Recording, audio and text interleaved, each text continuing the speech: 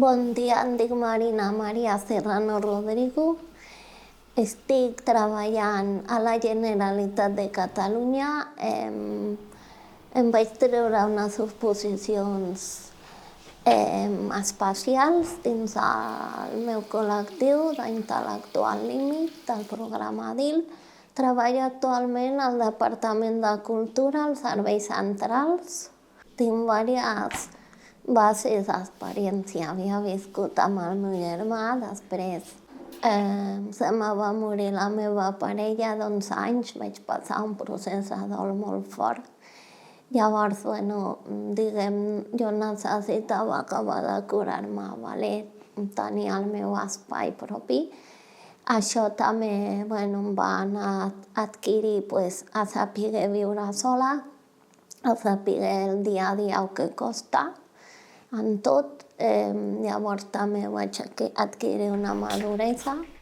La llar d'entrenament està pensada per a aquelles persones que volen donar el pas cap a la vida autònoma, però que no saben ben bé, no sé si podria estar en una llar residència, no sé si necessito més o menys suport, perquè nosaltres podem fer aquesta valoració inicial, però és veritat que després és conèixer la persona en la situació del dia a dia. Llavors, la llar d'entrenament és un escenari natural on la gent posa en pràctica allò que diem que significa viure de manera autònoma. El típic que diem de ja veuràs ja quan t'independitzis, doncs això és el que poden veure quan estan a la llar d'entrenament. Arrel d'això li vaig comentar al meu germà llavors es va interessar molt pel projecte, es va preocupar molt, va veure que seria un projecte de cara a mi al futur molt bo, els meus pares estarien molt orgullosos. I tinc que dir també que el primer dia estava molt nerviosa a l'entrar aquí. El pis em va transmetre des de la primera visita molta tranquil·litat i pau.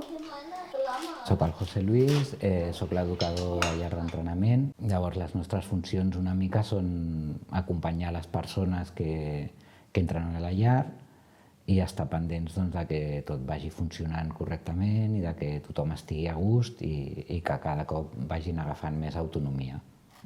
El procés de l'entrada a la llar d'entrenament, un cop fet aquestes entrevistes, el que es fa és que aquella persona, si ja per fi entra a la llar d'entrenament, es quedarà durant 3 dies a la llar d'entrenament i durant 3 mesos. I serà de dilluns a dimecres. Aquest procés, quan ja han passat aquests 3 mesos, si la persona està a gust i tot funciona correctament i se sent a gust tothom del pis, doncs el que fem és que s'amplia a 5 dies, de dilluns a divendres, entre setmana. De dilluns a divendres hi ha sempre un dels 2 educadors i hi ha un dia a la setmana que estem els 2 educadors del pis. Quan ja han passat aquests 6 mesos, es torna a valorar. Cada valoració d'aquestes es fa una reunió amb l'Helena i amb la família. I el procés ja després de passat els 6 mesos és que ja es quedin tots els dies de la setmana de dilluns a diumenge. Al cap de setmana, com que no hi ha educadors, també és un espai on aquestes persones que viuen al pis s'han de gestionar més elles encara que entre setmana que estem els educadors. Nosaltres al principi de l'estada de la persona som molt presents els educadors i a poc ens anem apartant. Un cop van assumint totes les tasques que ja cada cop van fent millor. Llavors ens anem apartant a poc perquè aquella persona vagi assumint cada cop més la responsabilitat veritable del que és la vida independent. També ho diem de vegades que no juguem a ser independents, sinó que som independents.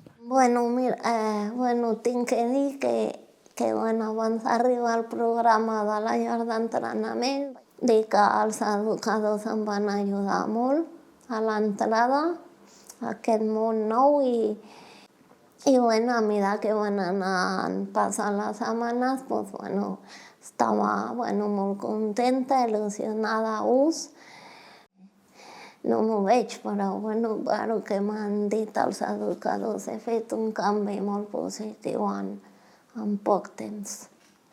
Espero que aquest projecte que és inicial, com altres que he participat, espero que que es doni molt a conèixer i ajudi molt a l'hora de sensibilitzar les persones. No, no sé com explicar-ho, diguem. Bé, tot això sigui una base d'aprenentatge dins de la societat, perquè encara hi ha molta discriminació en tots els sentits. Bueno, parlo dins de la meva discapacitat i parlo també en altres orientacions que ho seguim patint molt encara.